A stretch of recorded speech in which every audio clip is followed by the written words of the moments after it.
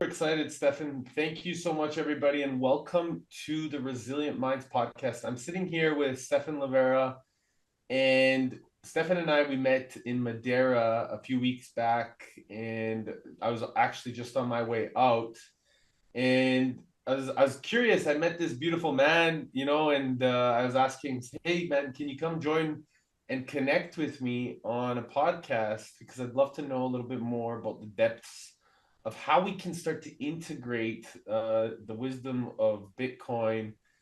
And Stephan has been, really active in the space. He hosts one of the Bitcoin's leading podcasts, and he is head of education at Swan Bitcoin. So tell us a little bit about what you do at Swan. What's the importance? How long you've been in Bitcoin? Just so people have a little bit of context before we really get into the depth and the value that you've been, contributing for such a long period of time, bro. Well, yeah, firstly, thanks for inviting me. And I am, yeah, like you said, I'm mostly known for my podcast focused on Bitcoin, Austrian economics, liberty, these kinds of topics. But I cover a range of things in the world of Bitcoin, whether it's Bitcoin development, Bitcoin economics, lightning, mining, you name it. If it's related to Bitcoin, there's a good chance I've done a podcast with somebody about it, or I've got episodes on it. So that's the main thing I'm known for. I'm also head of education at Swan Bitcoin, as you mentioned. So over at Swan, I help with maybe writing content and some of the different educational things that we're doing to help people learn about Bitcoin. And so, for example, we have this course called Welcome to Bitcoin. That's a free course we have at swan.com/welcome. So that's an example of some of the stuff that I'm working on. And, I'll get involved with some of our events that we host as well, things like Pacific Bitcoin or and other events where I might be an MC or a moderator or a speaker at those events also. But yeah, in terms of how I got into Bitcoin, I started in early 2013 and I was a libertarian even before Bitcoin. And so to me, I was already very well primed to this idea of, hey, end the central bank. Let's have free market money. Let's have this money that's outside of the state. And so I spent a lot of my time just educating people, just trying to put out educational content, whether it's podcasts, writing articles, just helping at conferences and just helping in whatever way I can to just advance Bitcoin adoption. I also see part of my role is also trying to advocate for liberty in a broad sense. I think private property is an important thing. And so I see part of my role is also to advocate for that. I love it. And I just want to, really acknowledge the fact, it's beautiful to see the grounded level and the level of humility too. You've been in the space for a long time. You're able to communicate it really in a grounded capacity. And somebody like myself that's really new in the space in the Bitcoin world, is able to come and ask you some questions, and you're really open and integral in your principles. And I really see that throughout the community. I think there's a lot of principles and values that are at the highest level throughout the when I was in Madeira and met a lot of the community, and it really shines through. So I want everybody to know, like, we're going to be doing a Bitcoin series really focusing around the intentional wisdom of what is, Bitcoin and how we're bringing it to the table. And I thought, it'd be nobody better than yourself to start it off, bro. So with that moving forward, let's really get into, some of the components or the fundamentals, just so anybody that like is paying attention, listening, or new, like, what is money, what is Bitcoin, and how would those two merge together for somebody that's completely newbie, maybe, getting curious about the system and how it starts to bring light to their life. Sure. So just at a very, very high level, most people haven't really thought deeply about money, right? They've just maybe the level that they think is more money is good, less money is bad. And, maybe I've earned this money from my job and this is how much I have available to spend. That's kind of the level that most people have. But actually, what if we really took that down one more level and started to think about, hey, what makes a good money and what makes a bad money? Why is the money that most people are using today, aka fiat currency. Fiat means by decree. It means the state, or historically the king, said, this is the money of the land. You must use this particular money. Now, most people have not really thought about that, but there are ways that the average everyday person is being abused, or you are being taken advantage of. Because while you and I, we work hard to earn that money, the system as it is allows the free creation of that money in a very cheap way for certain kinds of individuals. And so that has a very unjust impact because it means those people who are really close to the money printer, where the new money gets created, they get a benefit. And those of us who are just, trying to earn and trying to feed our families, we're the ones who suffer from that. And so Bitcoin really is an answer to that, to the injustice of fiat currency. Bitcoin is this scarcely limited money. There's no more, there will never be more than 21 million Bitcoins, and it's open, it's permissionless, it's decentralized. There are all these different components to it, but the very, very high level way to think about it is Bitcoin is simply a better money. You can store your value in it, you can use it as a long-term savings, or of course, you can earn and spend it just like you would with other monies. So that's kind of the high level. I would put it this way. I think for people to, before you really understand the point of Bitcoin, you need to understand the problem of fiat currency, right? Because if you don't understand that problem, it just looks like we're a bunch of internet nerds and, like, what is this weird internet coin and all these other, random quote unquote cryptos, and they're all pumping and dumping, and you see whatever random meme coins. It all just looks like this weird crazy world. And only up until recently, a lot of the media would treat them, when it got media coverage, you would see them cover this kind of like crypto crazies, like some guy wearing like a monkey suit in a treehouse and, oh, he's got like this cryptocurrency, whatever. That was the perception, they would give. They wouldn't sort of give you this serious perception of, oh, actually, what is the problem of fiat currency? Why is it that having a strictly limited open money that's not controlled by any government or by any individual or by any corporation, why would that Bitcoin be a good idea? So that's kind of the high level, and I'll let you take it where you like.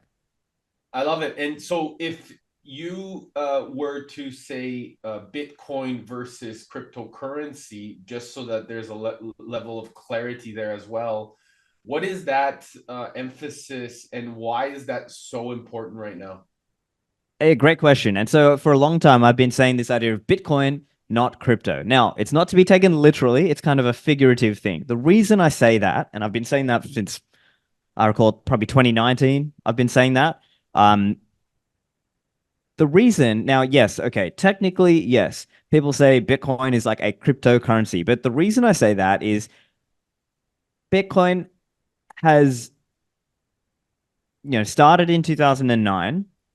But soon after, there were all these other altcoins, alternative cryptocurrencies, many of which try to ride the coattails of Bitcoin. And what we've seen is people use this to kind of affinity scam. Now, what's an affinity scam? Affinity scamming is when somebody is like trying to say, look, hey, I'm just like you, but actually buy my other thing, buy this other project, right? And people can use it in a religious context. It can be used in various other hobby groups. And so what we saw historically was a lot of these crypto coins, people would sort of say, oh, look, see, I'm just like Bitcoin, but I'm better in this other way. And what they would do is they would often lie about certain trade-offs or certain characteristics of that altcoin.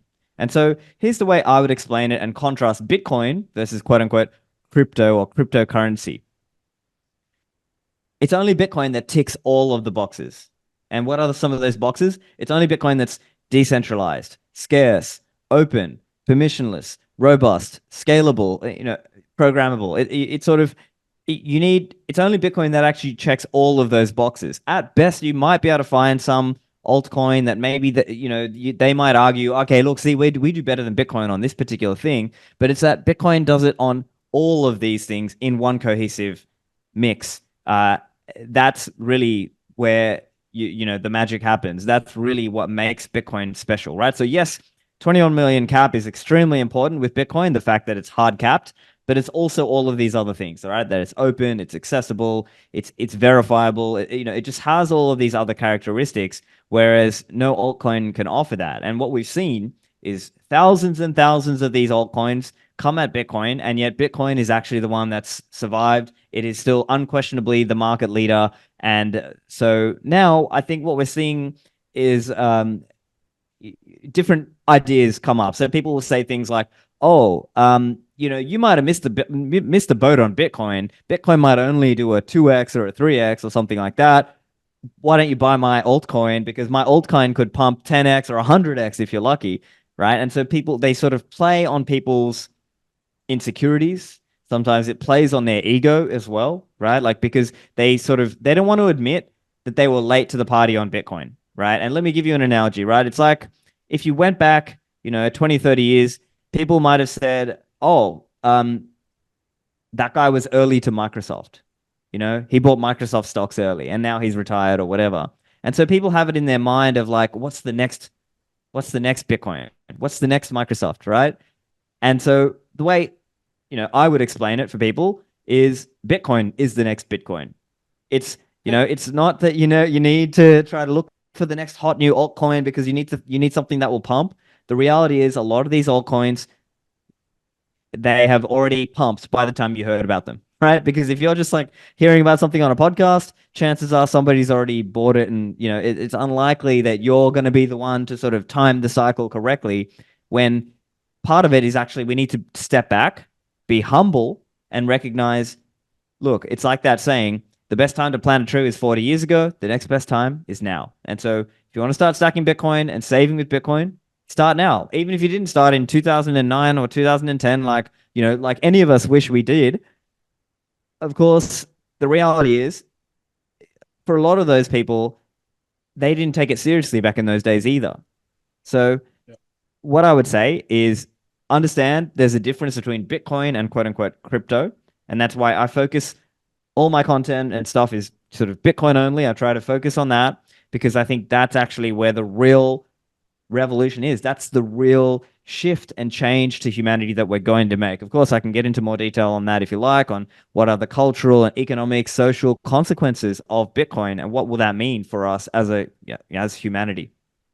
Well, I think here's the fundamental thing that I've recognized, and there's a level of principles and values that are associated with Bitcoin in the standards that are shown. And I see that in the people, in the focus, in the way that everybody is coming together as a community. And I think that's the strength of it, is that it's a community that really focuses on making things happen, not just talking about it.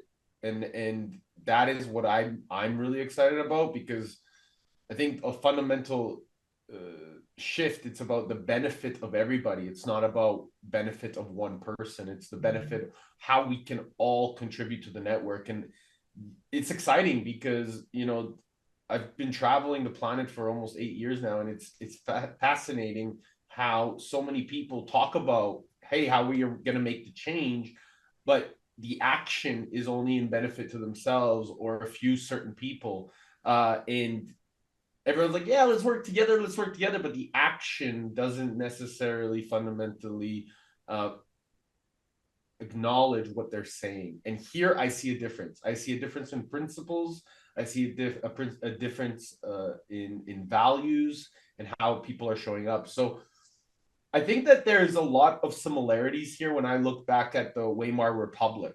So and what's going on right now. And so I'd love to get your take on this when we look at back at the Weimar Republic during Germany, and how you think this relates to kind of what's going on right now. I'd love to get your insight Sure. based So I off of think that. the parallels from a monetary perspective are there, right? People talk about, the fall of Rome or the fall of different civilizations. How was it that these things happened? And guess what? A common thread that ran through them, debasement.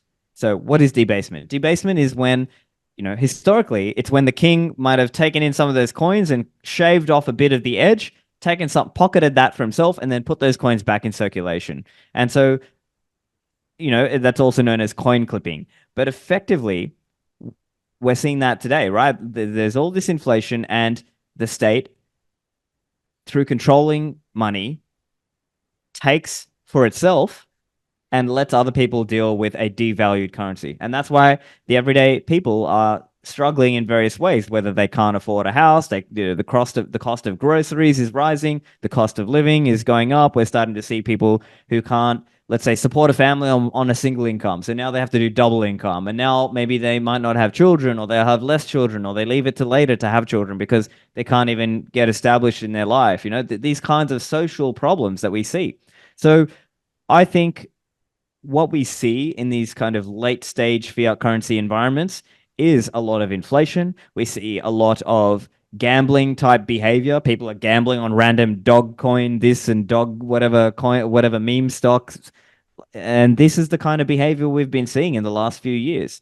And so it's unfortunate, but it's also a predictable consequence of the breakdown of trust and the breakdown in the quality of money, right? Like the quality of money that we have been forced to use because of fiat currency, because of central banking, because of the state, it's forcing people and it's pushing them into these really negative pathways where maybe they're turning to gambling or maybe to drugs or something, these kinds of more high time preference behaviors, right? They are acting in very impatient ways instead of low time preference, planning and thinking for the long term and really being patient and being a well grounded individual. And I think this is where Bitcoin versus fiat, there's such a big divide. And you'll notice this as well when you look at some Bitcoiners, especially after they've been around for a few cycles.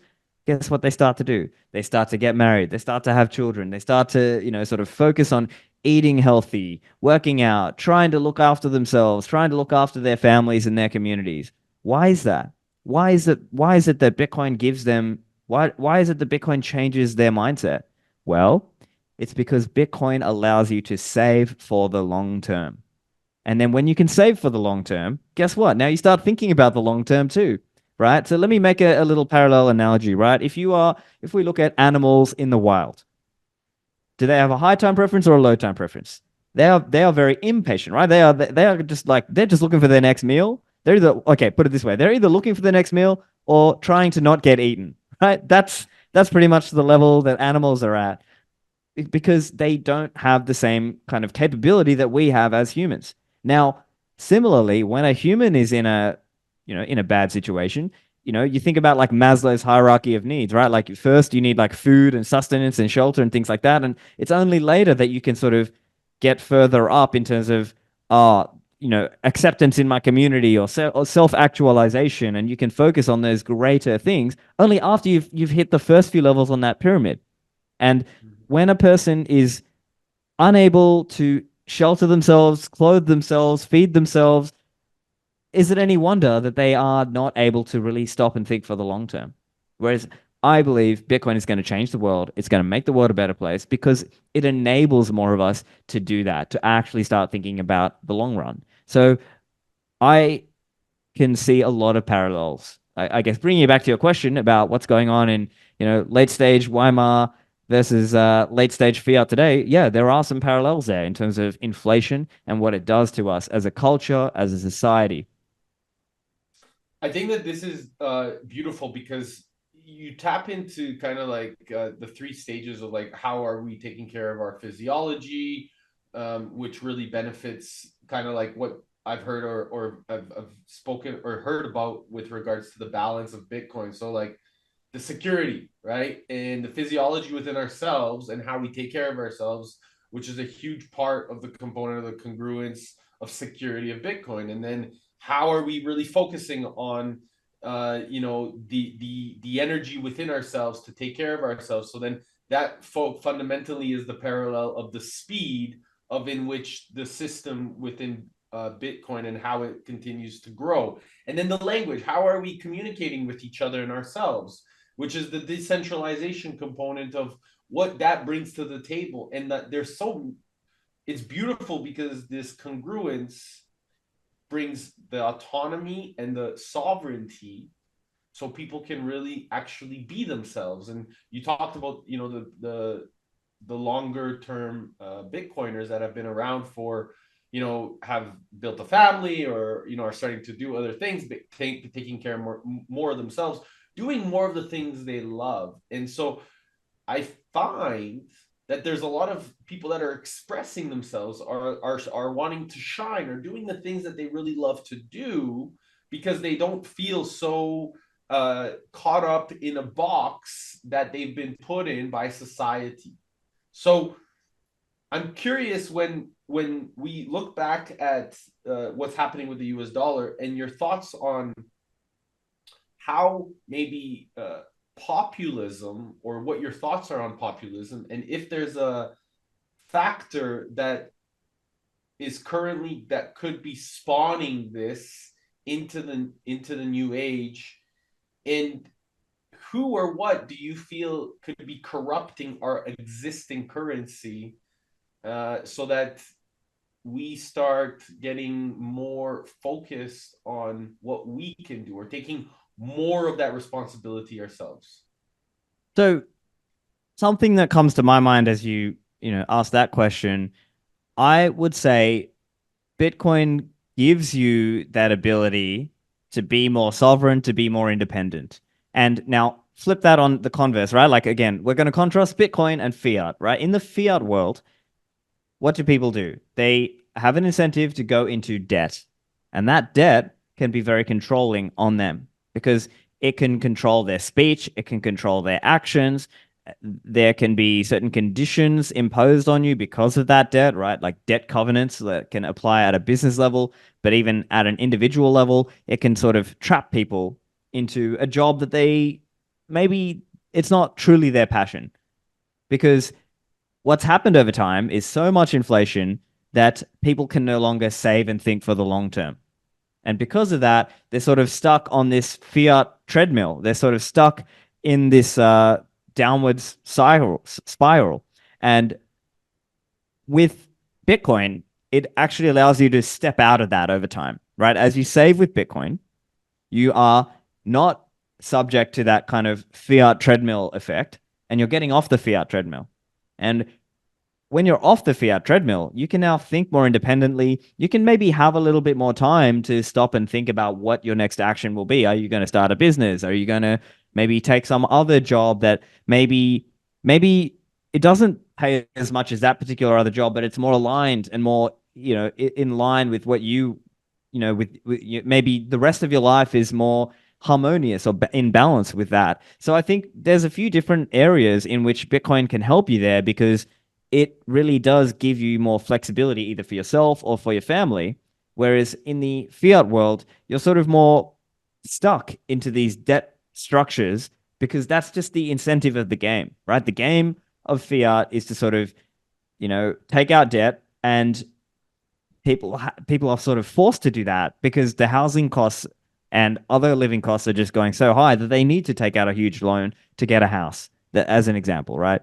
And so I think it just comes down to understanding that difference, right? In the fiat world, in the fiat standard, it's people are in debt, they are quasi enslaved, and they don't get to say what they really think and do something that they really would like to do. Whereas in the Bitcoin world, I think, of course, you still need to be productive, but it allows you to have more control over exactly what you do. And I think in some ways that gives you more opportunities to really express yourself and really uh, be productive in the way that you find best. And so, coming back to what you were saying around populism, I think we will see as things start to break down, particularly in much of the Western world, right? America, Canada, Australia, UK, etc. As we start to see that, we are going to see more people be open to new ideas. And I think that is arguably what we've seen in countries like Argentina with Javier Milei, with Bukele in El Salvador. Like we're starting to see people who are open to sort of different ideas. Like put it this way, the Overton window is expanding of what was possible, right? Because if you went back if you rewind the clock to 2019, I think the world then was a lot less open to new ideas. But now, after we've been through the last few years, we're starting to see a lot more people who are sort of saying, "Hey, this is possible. That other idea is possible," or it's okay to say that. It's okay to put your ideas out there. And now I think the world is changing in that way. So, I would say the pace of change has picked up a lot in recent years. I love it, man. And I think that there's also a huge level of responsibility with that change and that shift that's going to happen. And so I'd love to get your thoughts on the consequences that you feel as we continue to go into maybe Bitcoinization or hyper Bitcoinization, because there's a level of responsibility I think that also happens, and there's an onus on those of us that are aware of it, and how we can also support our brothers and sisters that are going to eventually transition over into the obvious, like the organizational shifts inside of governments, inside of institutions, inside of business owners. So what do you find, or do you feel will be the shift in terms of the existing kind of credit system, maybe how we can transition Bitcoin into balance sheets, and give me kind of like your overview or thought process about this, because I think it's super important, and I know that you've taken a lot of these thought processes and thought about them. Sure. So I see it like we are moving into a world that will be more equity focused and less debt focused. Now there'll still be some debt, but it'll be a lot less. It'll just be a lot smaller as a percentage of the economy. Now, what implications does that have for society? Well, I think we are going to demonetize certain assets. Now, I'm going to explain that, but the idea is because our money was low quality, people started to use other things as money. They started to use other things as their savings. As an example, high value real estate, right? People started to use real estate like their piggy bank. They started to use the stock market like their piggy bank. They started to use government bonds as their way of saving. What happens when we actually have this idealized form of money, Bitcoin? Well, people can start saving with Bitcoin.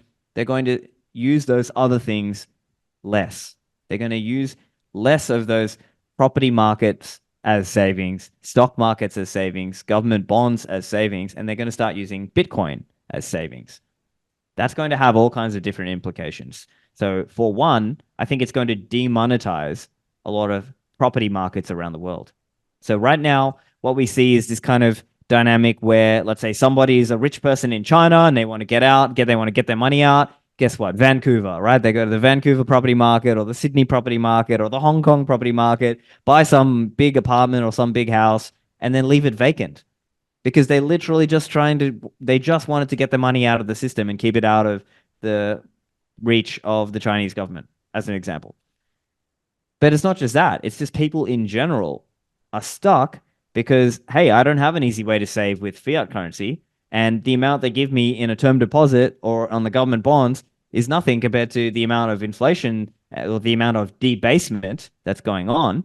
And so what do? They go further out on the risk curve. They go to property, they go to stocks. And so I think a Bitcoin world is going to take that away and bring it back to Bitcoin as savings. Now that'll have good impact on, I think it'll make it more fair for different generations because what we're seeing now is the younger generations can't access housing. They can't own a home. So they're stuck being renters for life unless they've got rich parents. They are basically stuck renting. And so it's going to bring the price of property down and make it accessible. That's just one example. Another example is that businesses can now use Bitcoin on their balance sheet, as you mentioned, that they can now hodl Bitcoin. So instead of having to sort of play two games, one game is trying to be a profitable business or a profitable individual or skilled at your job. The second game is also doing all this asset management side and trying to pick what assets I need to buy just so that I don't lose my own value. Instead, it's just earn your money, earning money however you do, right, in your fiat, earning capacity, and then you save into Bitcoin. I think that is going to be the dynamic that defines this generation because Bitcoin is the actual thing you can save into compared to these other things. Brilliant. I think that I'm curious to go a little bit deeper on the demonetization because with the demonetization into real estate, also I see in terms of the government and institution side where for example rehabilitation centers or any institutions as we demonetize and the importance of transitioning into the Bitcoin on the balance sheet. What do you feel is going to be an important component of, like, there's a lot of human potential, for example, inside of prisons, right? And the institutional behavior is so focused in the U.S. government, or it's not the U.S. government. My apologies. The U.S. In the U.S. for privatization of prisons, for example, right? And if they're not impacted by the fiat system of making and generating an income and the debasement or the demonetization, they're going to be, at least from my perspective, I'm thinking they're going to be influenced in some capacity as we demonetize. So how important are these institutions? Again, it doesn't need to be prisons, or it could be any institution. I just thought of that, but like the importance of us really helping them understand that this is a responsible role that they must take to transition into the Bitcoin onto the balance sheet, or else it's going to completely um, fall apart within, and they won't be able to serve not just the public, but their employees and the inmates, for example, at the prison. So how do you see that shift happening with a responsible role in a way that we can actually encourage and educate while service and advise and help? Sure. So I'll answer this in this way. I Please. am an advocate for privatizing everything, right? I think privatizing everything would be the first best solution. But in Yep. practice, yes, the state exists. There are various institutions. Some of those institutions are state managed, or in some cases, they are public private partnerships. So in practice, what I see is some of these states, the smarter ones, will hodl Bitcoin, and or they may even engage in Bitcoin business ventures or engage in Bitcoin mining. Not that I recommend they do that, but there'll be some of them who do that. And what they will find is that Bitcoin allows them to benefit in certain ways. Like it may allow them to lower their taxes and become more competitive. It may allow them to more efficiently provide services because they can use it as their savings asset, right? Just like a business might use that as its savings asset, or an individual may use Bitcoin as their savings asset. In a similar way, governments may do that also, and Yep. that will enable them to act in a more prudent, long time, low time preference way. And so I think that may be one impact we see. We may see uh, I think we are going to see a reduction in the size of the state. We're going to see governments become smaller. Uh, so I think that will have big impacts in terms of creating more space for individuals and for community and for private giving and for all kinds of private groups, and whether that's the churches or communities or families, individuals. I think those aspects of society will step up and create will step up into that gap that's left when states become smaller. So I think that's one way things can go. I think we will see more productivity as well. And so that massively increased productivity and sort of more balance, as an example, that individuals and families may not need to have two incomes, or working three jobs or whatever. There may be more time for people to have hobbies and community interests and helping out with their community. So that's another example that I could sort of see, that I think that's some of the ways in which society is going to change when we're on a Bitcoin, when we're living in a Bitcoinized world. It's obviously, it's some time away, right? We're talking, it could be 10, 20, 30 years away, But I think that's the world we're moving into. And I agree. I completely am. It's nice to hear this alignment because I find that the more people are able to, we're naturally, these self-organized individuals that everybody kind of works together, and the more that we're able to come into that level of certainty within ourselves, then we naturally know what we need to do. It's just that people have been so stuck in their heads that they're so uncertain and so full of fear that they're allowing themselves to be in this state of slavery. And I find that as we turn into, you talked about the real estate, right? Like the store of value really shifting into the Bitcoin. Um, can you take us a little bit more of like, because people like, even the other day I was walking around the lake, and a friend of mine who's really into the real estate, we bumped into each other, and I was talking about Bitcoin, and he was talking about real estate. Well, what about real estate? How does real estate, how does it impact the existing store of value on real estate, and what can people learn to expect? You mentioned it briefly, but I'd love to just go a Sure. little bit deeper into like how that is going to impact anybody that's involved deeply in real estate. So a lot of real estate investors are heavily reliant on leverage because the actual, let's say, cap rate for different properties. Now, I'm not an expert, but it might be something like 4 to 6%, maybe a little bit higher if you have like a really, premium property or something like this. But in practice, inflation is higher than that. And so what really people are doing is they often are using inflation or they are using leverage to try to multiply their return rate and use that to sort of stay ahead. And I think the world we're moving into is going to be one where there just won't be that much credit and leverage available. And Bitcoin is, at least currently, far outpacing even property or stocks returns. So if you look at Bitcoin on a what's called a compound annualized growth rate per year for 10 years, it's something like 60% per year. Now I think that will taper down over time, but for now it's still far outpacing what you would otherwise be getting in the stock market or in property or in bonds or in gold. And so just naturally, we're going to see more people decide, well, you know what? Even if I'm still using property as my way of earning money, I'm going to use Bitcoin as my way of storing my surplus or saving.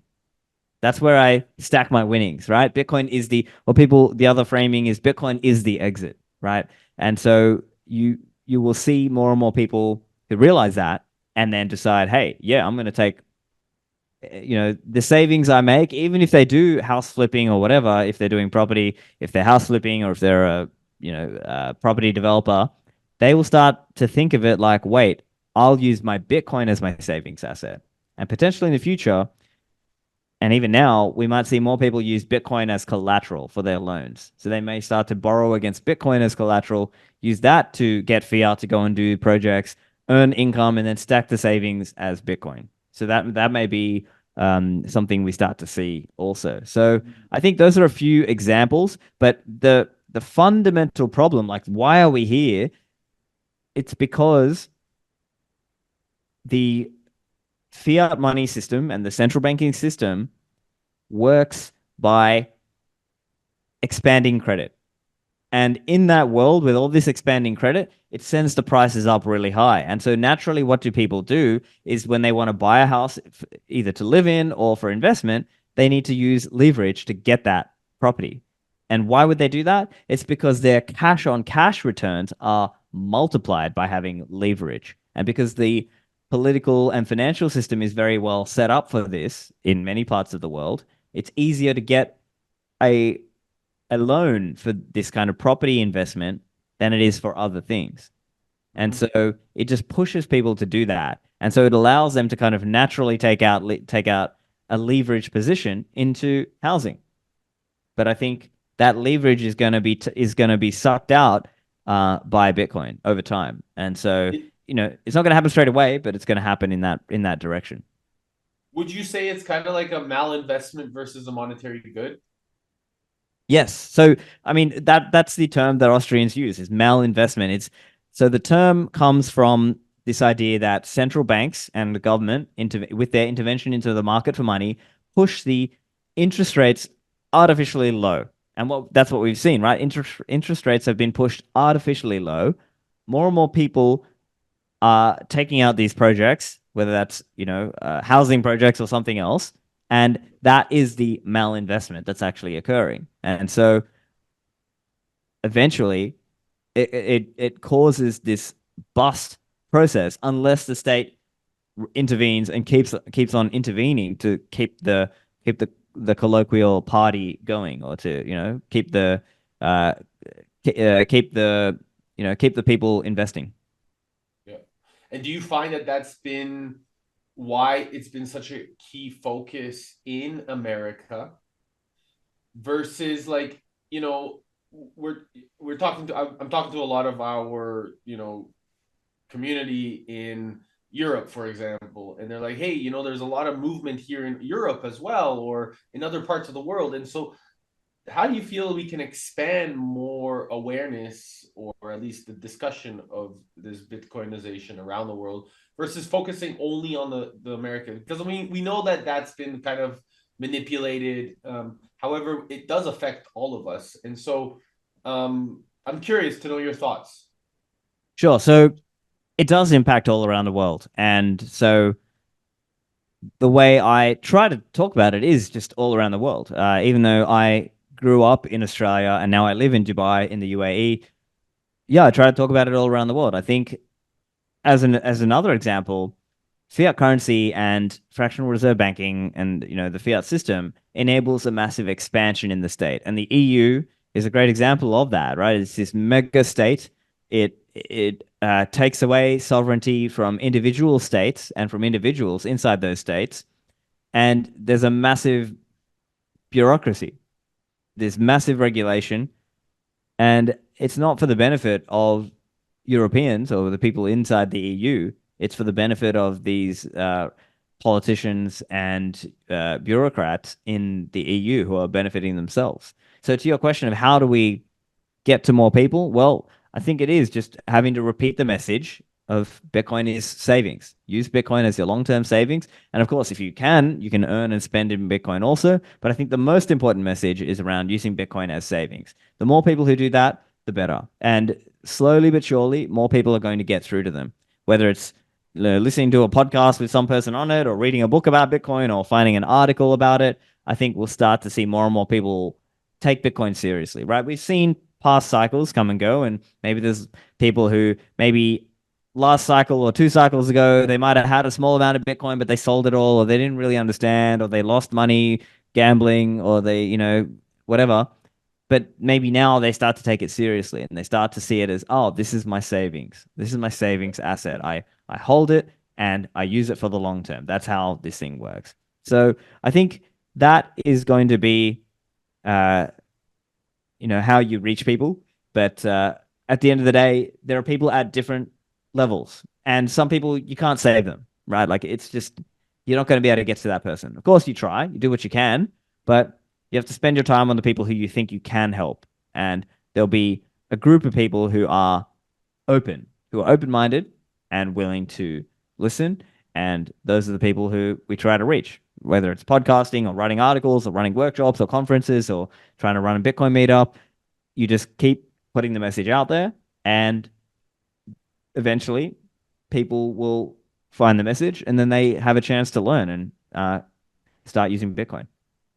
Yeah, and I think that that's where you really it's something that you just emphasize the importance of really organizing and coming together and building this level of community. This is really fundamentally how we can all prepare. Is like essentially it sounds like community, like fun, like let's do this. This is We're building the future. We're having fun, and we can make it fun if we choose to. So uh, when it comes, brother, to the building of this independent monetary system that we're collectively um, doing as a I think as a network, uh, and it as it's affected in the banks, or the commercial the existing banks.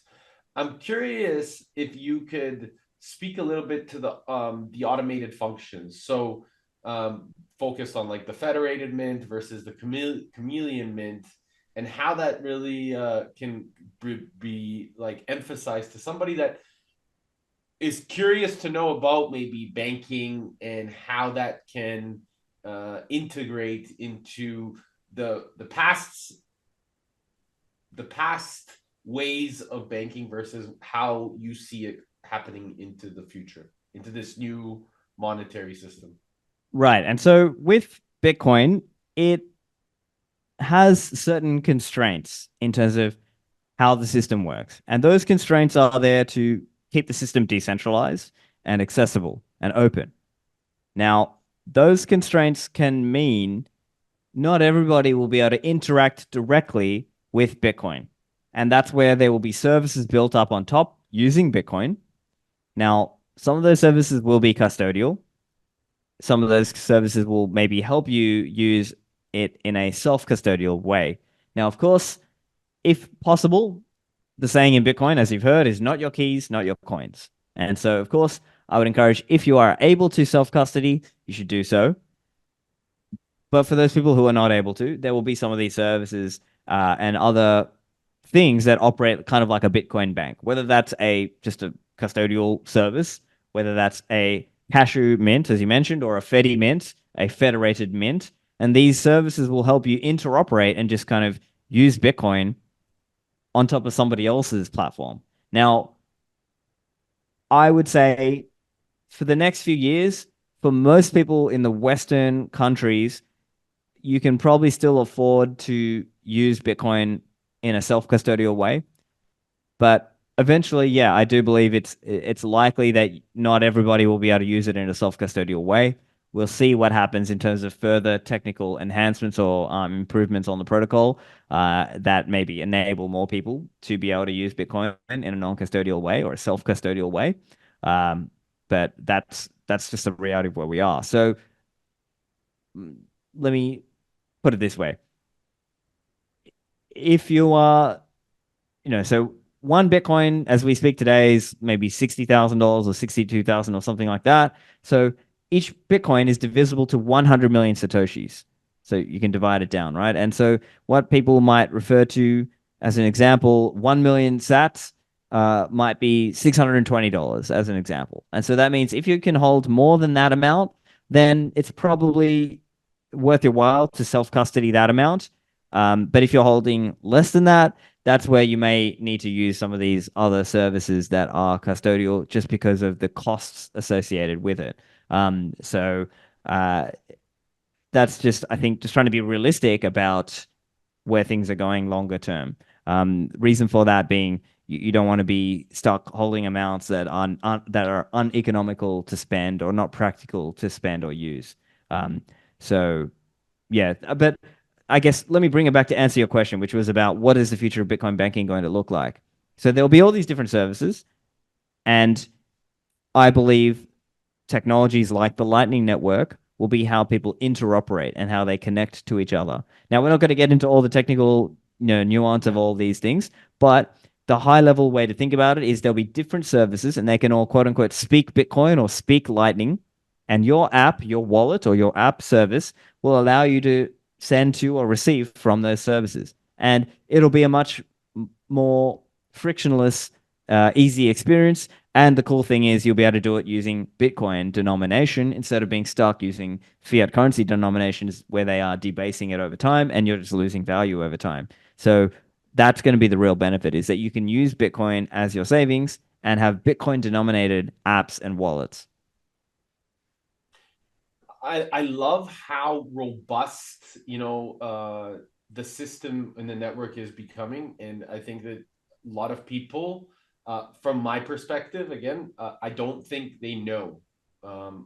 Again, I think that, like you mentioned at the beginning of the podcast, a lot of people are, most people, I would say, think that, Bitcoiners and the Bitcoin network is, just a couple of people, geeks behind a screen, uh, you know, uh, dancing around in whatever. But like, there's a level of uh, depth and principles with a certain state of robust integrity and responsible role, that it's beautiful to see so many people, including yourself, of course, to be willing to step into this. And I think that the other day I was listening or reading article about how we're so conditioned, or we've been so conditioned for thousands of years to take from the future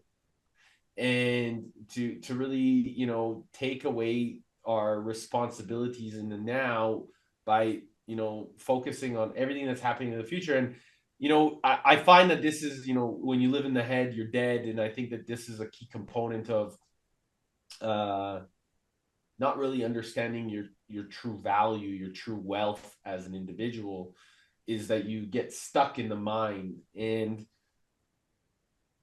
what I find, that when we're able to apply what you've explained to us, especially with Bitcoin and the components of how we can start to store for the future, but in the present. And so I think it gives us a really important way of allowing how we can all get more involved into something that has not been working and not been showing up in the best interest of all of us. So I guess with this, I'd love to just ask you, where do you see the next 5, maybe even 10 years going? And what do you think that if somebody wants to get really involved into the Bitcoin network, besides investing in Bitcoin, what do you think that, because that's a given. Everybody invests in Bitcoin, but like where else can they start to see themselves add value to the network, or get more curious about the network and what we're here to build?